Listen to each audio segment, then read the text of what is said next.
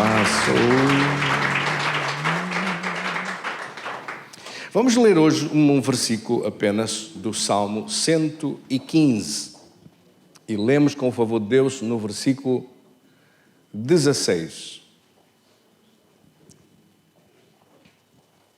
Salmo 115, versículo 16. Leia comigo. Os céus são os céus do Senhor, mas a terra deu a Ele aos filhos dos homens. Vamos ler 3 vezes. Eu gostava que você recebesse bem cá no fundo esta palavra. Os céus são os céus do Senhor, mas a terra deu a Ele aos filhos dos homens. Mais uma vez, os céus são os céus do Senhor, mas a terra deu a Ele aos filhos dos homens. Querido Senhor, damos-te graças de todo o coração pela Tua palavra. Damos-te graças desta palavra produzir um fruto de vida e vitória em nós. No nome precioso de Jesus. Amém. Graças a Deus. Tenha a gentileza de sentar. Os céus são do Senhor. A terra Ele deu aos filhos dos homens. O assunto da autoridade de Deus e do domínio de Deus sobre os céus pertence-lhe. Mas sobre a terra, Ele entregou o domínio à humanidade, entregou o domínio ao homem.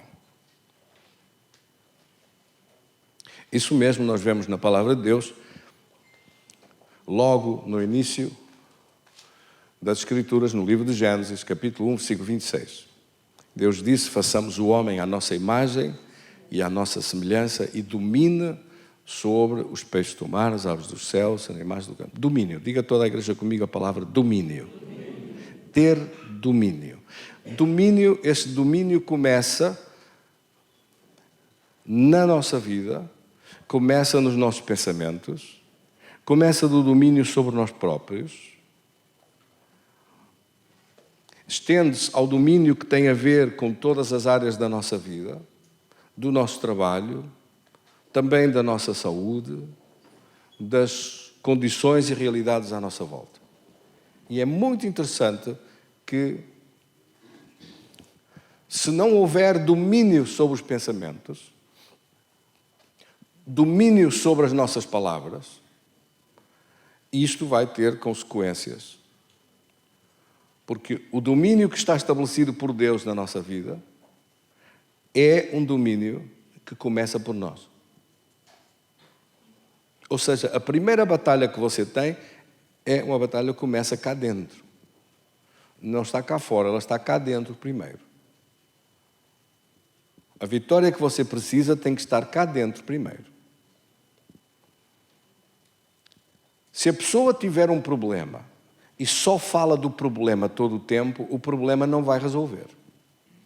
Vai piorar ou agravar, porque o que está dentro de si é um problema, cá fora à sua volta está um problema, você olha para os problemas, olha para si, fala do problema e entra num ciclo vicioso em que quanto mais fala, mais o problema está, mais é avivado, mais continua, mais cresce e é isso que está dentro de si. E é isso que vê fora. Então não há mudança nenhuma. Por isso é que certas pessoas andam em círculos, nas mesmas situações e não conseguem mudar. Não consegue sair porque só vê o problema, só vê aquilo, só fala da sua vida, só fala do seu assunto, só fala do tema que está a enfrentar. Está absorvido completamente pela dificuldade. Só fala disso, só pensa nisso e só fala isso. E não há maneira de romper este mau ciclo, porque as nossas palavras têm poder. Provérbios capítulo 21, no versículo 18, desculpe, é o contrário, capítulo 18, versículo 21 diz, a morte e a vida estão no poder da língua.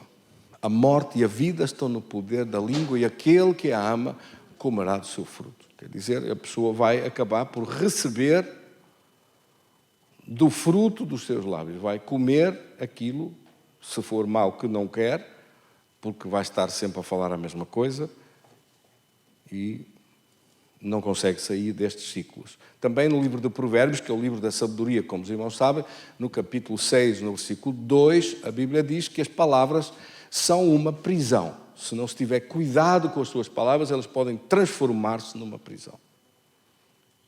A prisão das situações de vida em que a pessoa fica maniatado, fica impedido, fica impossibilidade de soltar-se, da sua vida mudar. Leia comigo, estás enredado pelos teus lábios, estás preso pelas palavras da tua boca.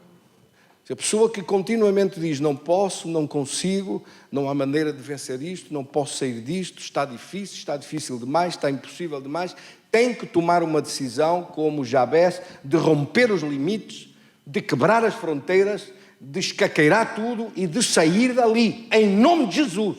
Amém. Sim ou não? Sim. Enquanto não tomar essa decisão e apenas se lamentar ou se queixar, ou ficar à mercê de situações de terceiros que está sujeito a outras circunstâncias, nunca mais muda, as coisas nunca mais se transformam. E o diabo é especialista em manter as pessoas presas e a falar dos problemas e a ficar sempre enredados à volta das mesmas coisas, não conseguindo sair. Agora, repare que a Bíblia diz que é pelas próprias palavras.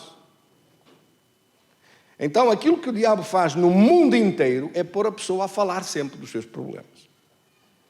Se são doenças, fala sobre as doenças sempre. As minhas artroses, meus diabetes, meus. Jesus. Sempre a falar das mesmas coisas. Podia dar uma ordem, pensando, eu tenho domínio sobre a minha vida, eu ordeno ao meu corpo de ficar em ordem, curado, sarado, livre, em nome de Jesus. Põe-te em ordem e caminha e avança. Agora, se você se levanta de manhã e começa a perguntar ao seu corpo, como é que estás, Chico? E como é que andas? Não pergunte nada. Às vezes a pessoa põe um pé fora da cama, dói. Põe o outro, dói outra vez. Depois dói um joelho. Depois vem para cima, dá um passo, dá dois. Ou da guarda, se for a perguntar muitas coisas, está bem arranjado, volta para a cama logo rápido. Não pode fazer perguntas. Levanta-se e anda. Glória a Deus. Sim ou não? Claro, se perguntar a mim, mas o ideal o que é? O ideal é levantar-se como uma pena. Nem sento o corpo. Nem sei que tem o corpo. Caminha de um lado para o outro, airosa e levemente, e voa. Glória a Deus. O ideal é isso, eu sei. Mas nem sempre é assim. Quem é que me entende? Há dias que você se levanta assim, fenomenal, fantástico. Não lhe dói coisa nenhuma. Há dias em que lhe dói, não há nada que não lhe doa. É o contrário, é o 8 e 80. Há dias que dói tudo, há dias que não dói nada. Nos dias que não dói nada, glória a Deus, está tudo bem. E nos dias que dói tudo? Glória a Deus, dá uma ordem para desaparecer tudo. Para desaparecer os sintomas, desaparece tudo. Põe-te em ordem da ponta dos cabelos à ponta dos pés. Circula em mim o sangue do Rei e por isso está condenado a desaparecer. Esta atitude é uma atitude de alguém que está ligado ao poder de Deus e que está a pensar, mas eu tenho domínio e o domínio começa em mim. Se o domínio não começa em nós, se você não dá uma ordem para o seu corpo de estar sarado, de estar em ordem, de estar fino e de caminhar e andar, se não dá uma ordem para si, se não tem poder e fé para dar uma ordem para si, porquê é que tem poder e fé para dar uma ordem para o seu corpo? Não há nada mais próximo de si do que o seu corpo. Sim ou não? Quantos é que trouxeram o corpo hoje? Este corpo é seu. Diga isso comigo. Este corpo é meu, glória a Deus. Esse corpinho que está aí é seu. É a sua casa onde você mora e habita. Agora, a sua casa está, esse corpo está, não pode estar mais próximo. Você e ele são um. O seu domínio começa pelo seu próprio corpo. Por isso é que não devia haver doentes na igreja.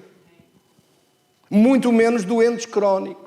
Tem que tomar isto, vai ao médico. O médico disse, o senhor agora vai tomar isto até o fim dos seus dias. Oh, meu Deus, agora vou tomar. Com todo o respeito pela ciência médica, mas eu tenho um Senhor em quem coloquei a minha fé e a minha vida nas suas mãos, e qualquer doença que me tocar está condenada a desaparecer.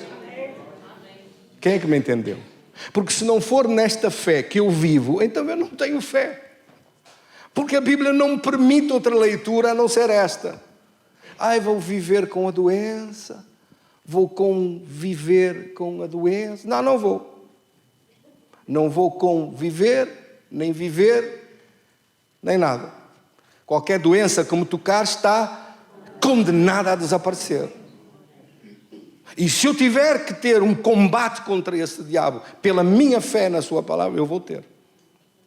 Mas isso não vai ficar agarrado a mim. Deus é poderoso para criar vida nova, criar células novas, tecidos novos, órgãos novos, e eu tenho direito ao meu milagre. Esta devia ser a nossa fé continuamente sobre a palavra de Deus. Esta deve ser a nossa atitude sobre o domínio que começa por nós próprios, na nossa vida, no nosso corpo, também nas coisas da nossa vida, no nosso trabalho e na confiança do poder de Deus sobre a nossa vida. Então Deus entregou o domínio ao homem. Satanás veio, o diabo veio, e não descansou enquanto não tentou a Adão e a Eva para deixarem de dar ouvidos a Deus e o ouvir antes a Ele. Amém, irmãos? E lá convenceu a Eva e o Adão a tomar do fruto que estava proibido por Deus. Qual é o símbolo do significado desse fruto proibido por Deus? O significado extraordinário desse fruto é pura e simplesmente estabelecer por si, independentes de Deus, o que é bem e mal. É negar aquilo que Deus declara que está certo ou que está errado e escolher um caminho alternativo. Amém? Portanto, quando Deus diz na sua palavra alguma coisa que está mal, nós dizemos amém. Essa prerrogativa, esse direito de estabelecer o certo e errado, não está na mão do homem, não nos foi dado, mas é uma prerrogativa de Deus. É um direito exclusivo de Deus. Por isso é que Ele vedou o acesso à árvore da ciência do bem e do mal. Ou seja, nós sabemos o que é bem e o que é mal por reflexo que vem de Deus. Por ordem de Deus. Sabemos o que está certo ou o que está errado, porque Deus diz isto está certo e isto está errado. Não nos outorgando o direito a estabelecer por nós próprios a verdade, a mentira, o certo e errado, em absoluto, em contexto absoluto, a não ser baseado na sua palavra. A evolução da história. Quando nós mandamos os nossos filhos para os liceus e começam a estudar a história da civilização, a evolução da história, a evolução das civilizações que existiram ao longo dos milhares de anos desta terra. A vida como as pessoas a viviam, aquilo em que acreditavam. Ainda me lembro de uma das primeiras aulas de filosofia, quando o professor disse, um professor que faleceu há algum pouco tempo, e que foi meu professor aqui no Liceu de Gaia, disse: em todas as civilizações, mesmo as microcivilizações da ilha mais remota, da civilização mais afastada do resto da vida e da existência do mundo, há sempre 3 parâmetros que existem em todas as sociedades. Há um conceito de sociedade, há um conceito religioso e há um princípio de crenças filosóficas em que as pessoas acreditam. Sempre essas 3 coisas. Acreditam numa série de normativas para viver em sociedade, sejam elas quais forem. Acreditam na existência de um ser espiritual supremo ou de vários, sejam eles quais forem. E acreditam em determinados princípios sobre os quais constroem a sua vida. Estas três coisas são inerentes, desde que seja uma sociedade lá remota no meio de um sítio onde não chegou ainda a eletricidade e o conhecimento humano tal e como nós o conhecemos desta sociedade ocidental. Mas o que é que o diabo então trouxe para Adão e para Eva? Trouxe-lhes uma proposta. O que Deus diz, e isso que Deus estabelece, é muito estreito. O que eu vos trago e ofereço é cada um poder estabelecer por si, à sua maneira, à sua vontade, fazendo o que quiser lhe apetecer, e que está tudo bem, se fizer como gostar, cada um à sua maneira, está tudo certo. Saindo dessa narrativa estreita que Deus disse, que o caminho é estreito, mas conduz à vida eterna. O diabo disse, não, o caminho é largo, eu proponho-vos um caminho onde vá à vontade, viva como quiser. Mas Deus disse que isto era pecado. Não, isso não existe, o mal e bem não existe, hoje tudo é possível. E nós estamos a caminhar aceleradamente para um caminho onde a vida cada vez mais ganha uma velocidade extraordinária no nosso tempo, onde aquilo que era estabelecido antes como algo nefasto, como algo que era muito mau, hoje se põe em questão. Mas será que é mau mesmo? Isso duvida das coisas mais básicas e mais fundamentais da própria vida humana. Chegamos a ponto de dizer que um homem é homem, não necessariamente, porque é uma construção da própria sociedade ser homem. Isto é ridículo. Isto é uma aberração completa dessa doutrina que é pregada hoje pela esquerda radical sobre a ideologia de género. E sobre querer ensinar nas escolas que uma criança que nasceu menina pode não ser menina. Pode ser homem. E que deve fazer as experiências o mais cedo possível, todo o tipo de experiências. E isso levanta outras questões, que é a questão da pedofilia. Mas isto está a ser colocado nos manuais de escolas em várias partes do mundo. E quando as pessoas permitem calmamente que este tipo de partidos tomem assento nas Assembleias da República dos seus países, eles vão implementar isso em desfavor da vida dos nossos filhos e dos nossos netos. Por isso dizer, o pastor está a falar de política. Eu não estou, mas eu não suporto isso. Eu não suporto que alguém venha com uma leitura dizendo que as minhas netas podem ser netos e que o meu neto pode ser uma netinha. Não, não pode. Ele nasceu o que é. Biologicamente, cientificamente, nos cromossomas dele está ali um homem. Não está uma mulher. Se nasceu mulher, é mulher. Se nasceu homem, é homem. Ora, quando isto é posto em causa e quando se chega a pontos de dizer que estas coisas não são assim como foram feitas e criadas pelo Criador, bem, nós estamos a atingir a loucura na sua plenitude.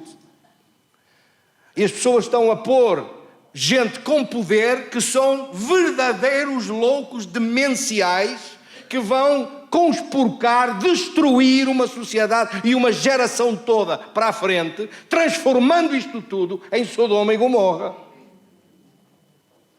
Mas Deus agora é muito bom e Ele não vai fazer nada. Vai pedir desculpa a Sodoma e Gomorra por tê-los queimado. Acha?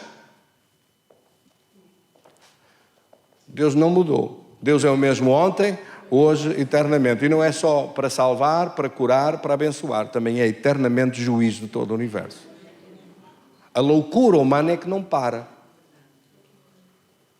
Então, quando se retira Deus da narrativa da sociedade, quando se retira Deus das escolas, quando se retira Deus do conhecimento, da formação da própria sociedade, E quando se diz Deus não existe e Deus não é para aqui chamado, nós é que decidimos como vai ser Deus ou como não vai ser, que decidimos o que é certo e errado, o que é verdade e o que não é, entramos no campo da loucura. Hoje, pelos vistos, já há mais de 50 definições diferentes de género. Tem um dia que procurar isso, porque a lista é enorme. Este é o caminho da loucura. Eu creio que as igrejas têm uma responsabilidade nisto. Em falar a verdade. Amém, irmãos? E em dizer que Satanás está doido e que não vai conseguir fazer as coisas que ele gostava de causar e gostava de fazer. Porque o povo de Deus não vai permitir. Isto está numa aceleração muito má, numa aceleração violenta nos nossos dias, com este tipo de movimentos políticos que querem pura e simplesmente destruir a sociedade para criar uma nova ideia e uma nova imagem. Tudo isso está a ser, obviamente, dirigido pela batuta do próprio Satanás, que é o chefe da orquestra, da maluquice. A orquestra é a orquestra dos loucos e ele está a dirigir a orquestra. Mas o que ele propôs, de facto, foi isto. Agora, nós não pensávamos, se dissesse ao meu avô que um dia iam casar dois homens, homem com homem, iam casar duas mulheres, mulher com mulher, o meu avôzinho era capaz de olhar para mim e disse, oh filho, ri-se, isso não é possível. Mas aconteceu.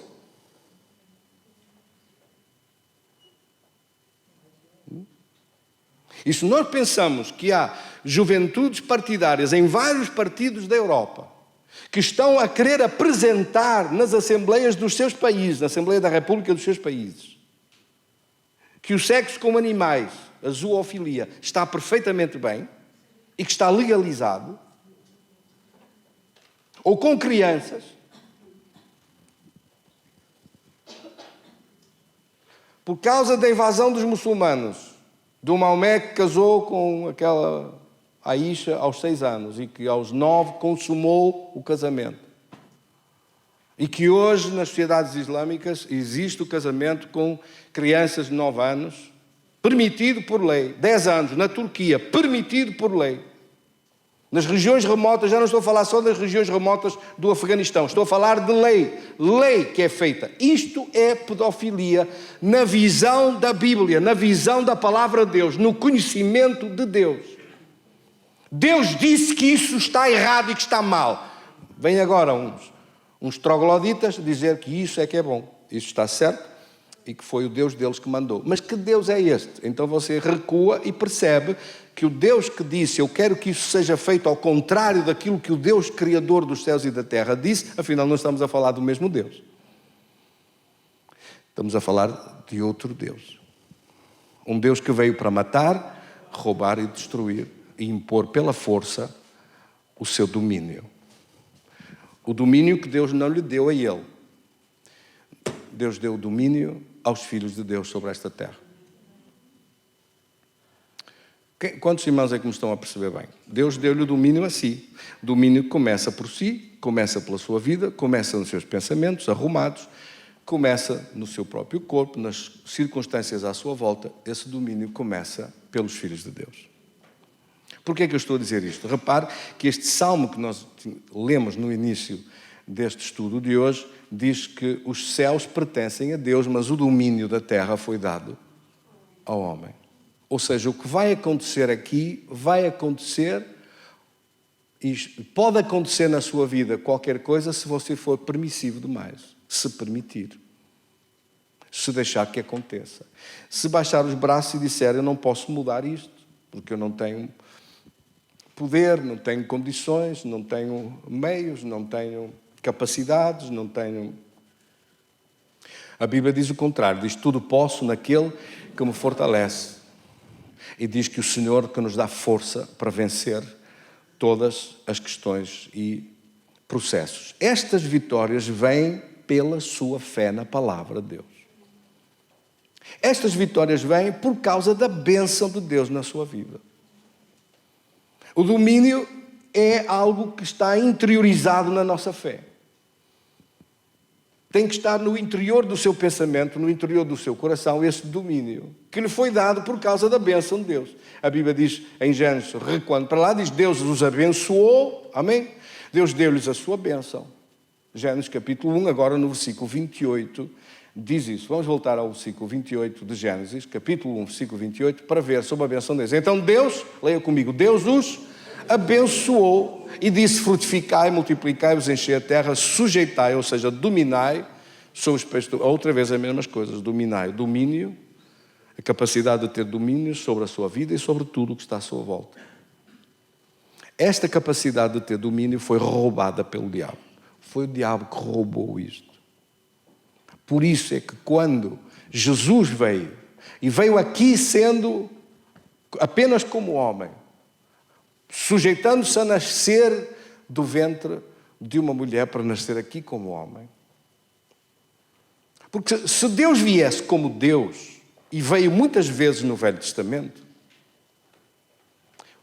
o diabo dizia, tu não me podes tirar esse domínio a mim, porque tu deste-o ao Adão, e ele passou para mim.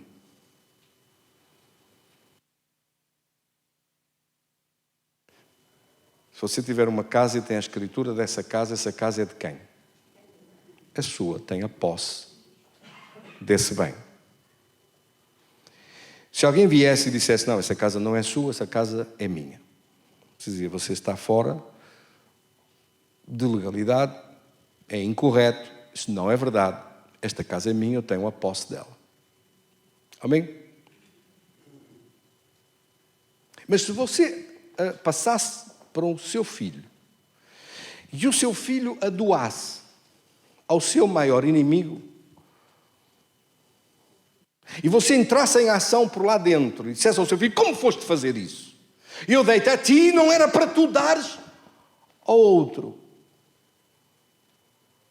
O outro agora com o título de posse, com a escritura de posse, não importa como foi alcançada, mas com a escritura de posse na sua mão, diria assim, não tens direito porque isto agora é meu.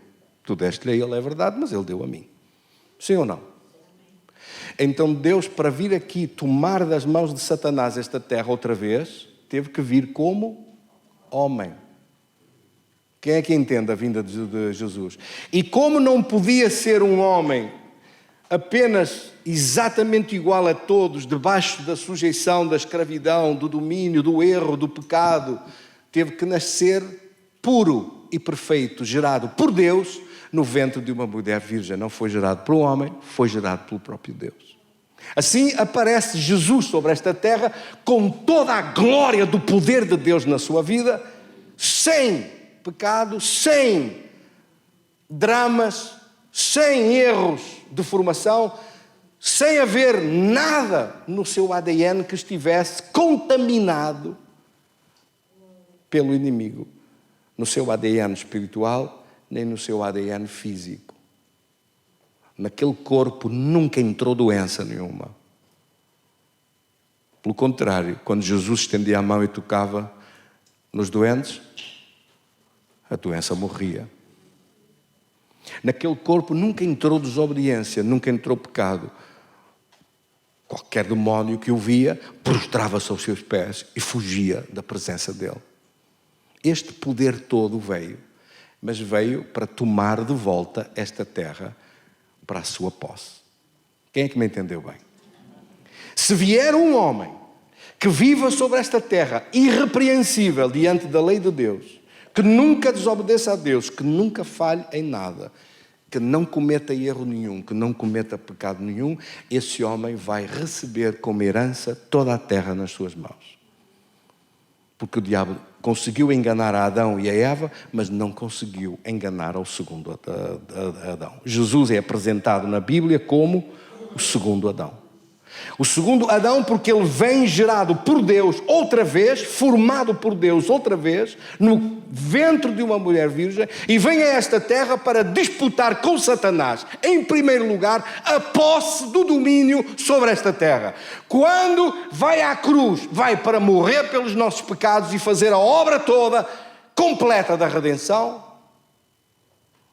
E ao vencer a morte e ressuscitar ao terceiro dia, quando vem falar aos discípulos, depois disse: todo o poder nos céus e na terra me foi dado. Tinha recuperado tudo. O que estava perdido nas mãos de Satanás foi recuperado tudo pelas suas mãos poderosas. Amém, irmãos? Quer dizer que o diabo perdeu o domínio.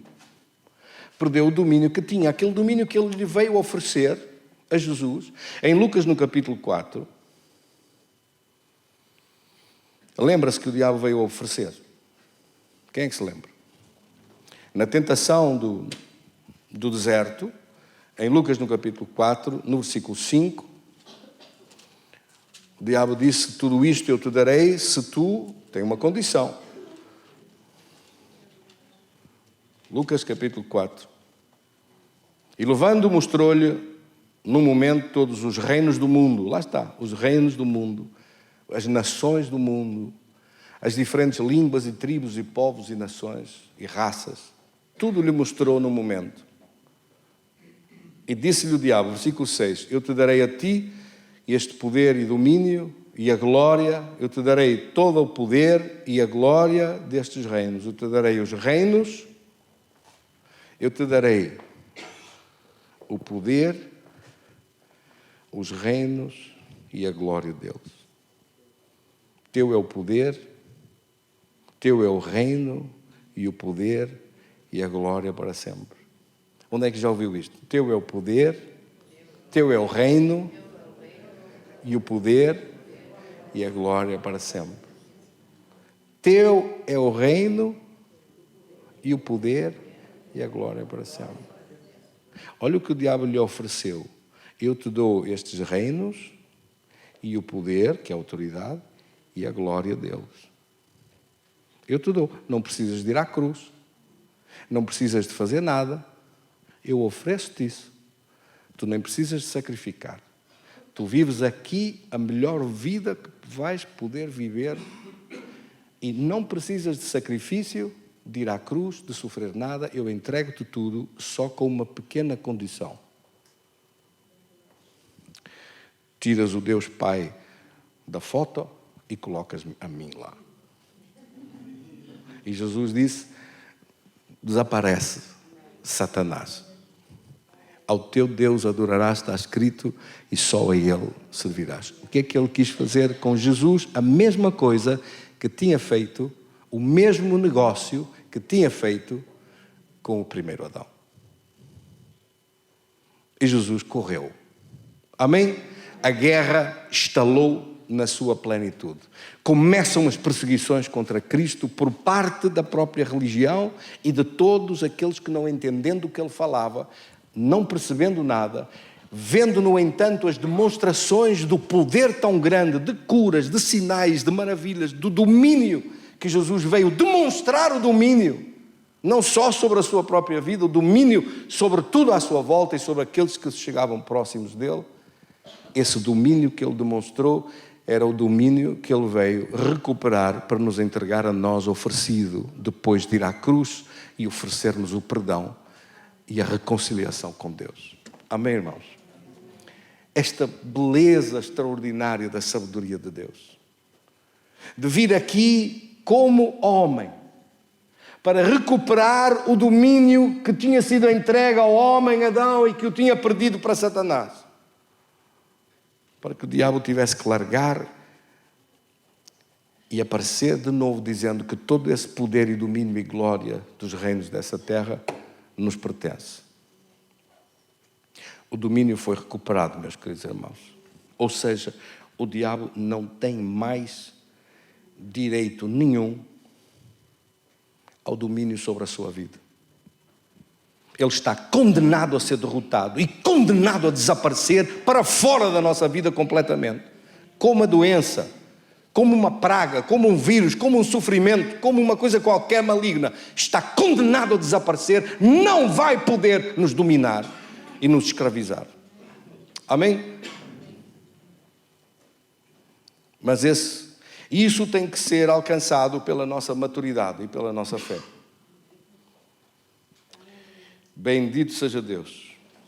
Isto tem que ser feito e alcançado pela nossa fé. Gálatas capítulo 4, versículo 1 e 2, estamos quase a terminar. Estes versículos são muito importantes. Leia comigo, Gálatas capítulo 4, versículo 1 e versículo 2. Vamos ver.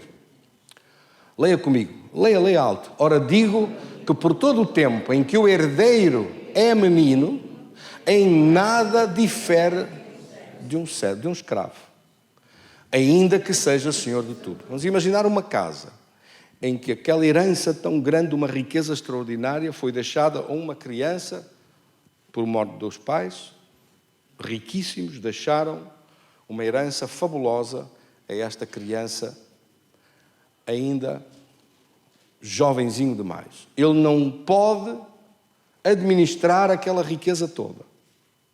Ele recebe ordens dos tutores que administram aquela abundância toda.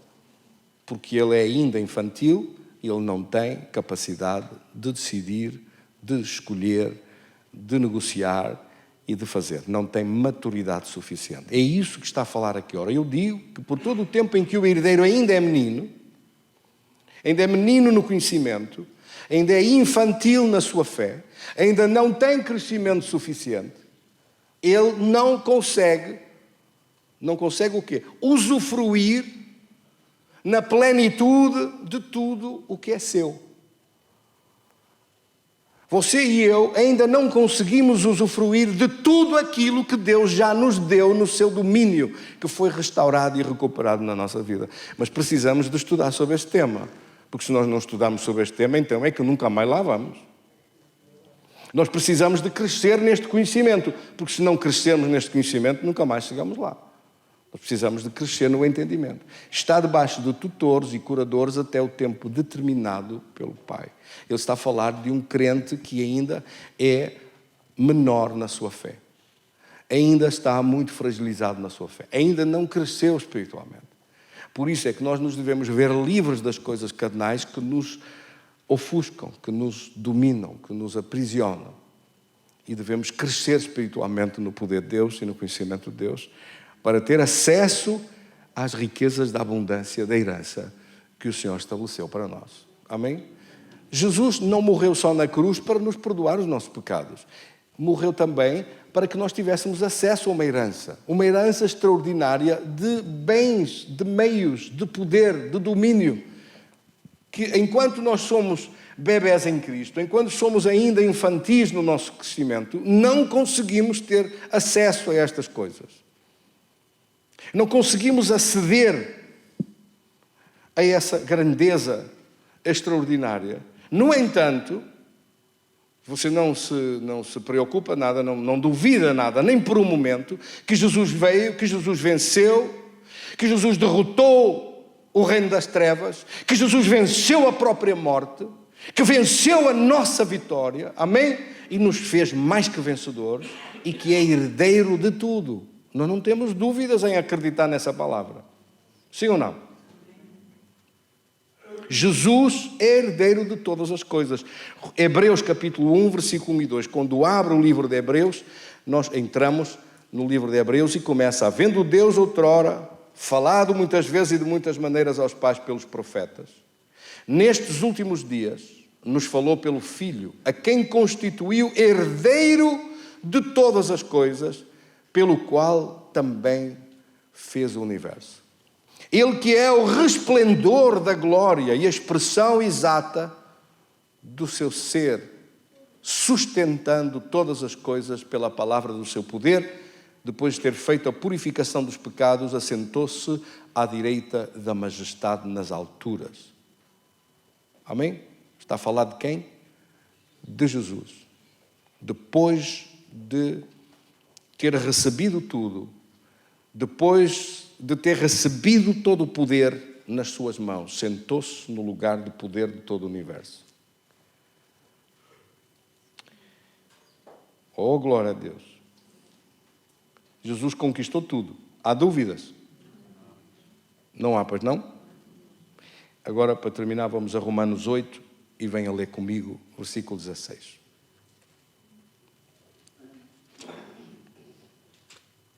Romanos capítulo 8, versículo 16 diz: o próprio Espírito testifica com o nosso Espírito que somos filhos de Deus.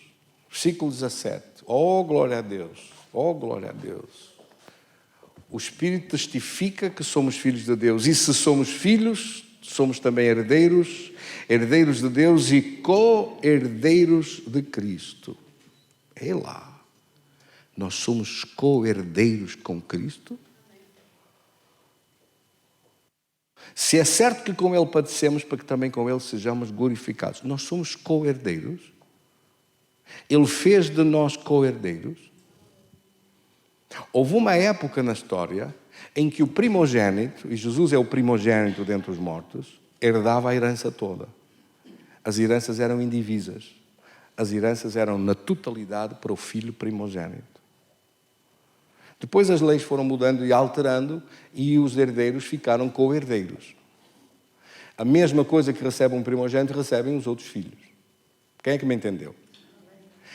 Olha de onde isto vem. Cristo nos fez a nós, foi Ele que fez tudo, foi Ele que venceu a morte, foi Ele que derrotou o reino das trevas e o diabo, foi Ele que veio aqui como homem para recuperar o domínio que estava perdido na mão de Satanás. Mas Ele nos fez a nós co-herdeiros da sua glória, co-herdeiros do seu poder. Fez-nos a nós juntamente herdeiros consigo. Amém, irmãos? Então nós ficamos co-herdeiros com Cristo. Quantos são co-herdeiros? Co-herdeiros significa que Ele repartiu essa herança de poder pela nossa vida e que nos deu, nesta herança repartida, nos deu acesso ao domínio e ao poder de Deus que nós não tínhamos antes. Quando Ele aparece e diz: todo o poder nos céus e na terra me foi dado, Ele está a dizer: na terra eu vou participar convosco de toda esta glória. E esse poder foi repartido para nós. Amém, irmãos? E isto tudo opera pela fé. Nós temos que ter fé nesta palavra. Eu tenho acesso ao poder de Deus, tenho acesso à bênção de Deus, tenho acesso à vitória de Deus, tenho acesso ao domínio que Jesus recuperou sobre a nossa vida. Por isso o diabo está condenado a desaparecer, as suas obras estão condenadas a desaparecer. A minha vitória é certa em nome de Jesus. Tenha a gentileza de ficar de pé, vamos agradecer ao Senhor. Querido Senhor e Deus, nós te damos graças de todo o coração, da tua bênção e vitória sobre a nossa vida, do teu reino, Senhor, do reino da glória, do poder e da glória para sempre. Dessa glória que foi recuperada, desse poder que foi recuperado, desta unção que foi recuperada e que pertence aos teus filhos. Diga isso comigo: eu tenho domínio sobre a minha vida e domínio sobre as situações da minha vida. Não permito a Satanás de fazer os seus planos, mas está derrotado em nome de Jesus, está condenado a desaparecer em nome de Jesus. As suas obras estão derrotadas em nome de Jesus.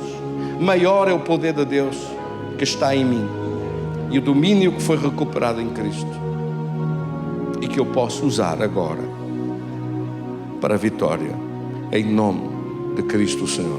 Amém? Graças a Deus. Quantos recebem? Comigo: Senhor, receba a tua unção, receba o teu poder na minha vida, receba este domínio restaurado sobre a minha vida, receba em nome de Jesus este poder extraordinário, que tu renovas a minha vida e renovas a minha fé em tua presença, em nome de Jesus. Amém. Graças a Deus. Se alguns irmãos ou irmãs precisarem de oração, de alguma coisa, estou disponível. Que eles precisarem de ir, vá com a paz de Deus. Tenha uma semana cheia da bênção de Deus. Até o nosso próximo culto, se Deus quiser.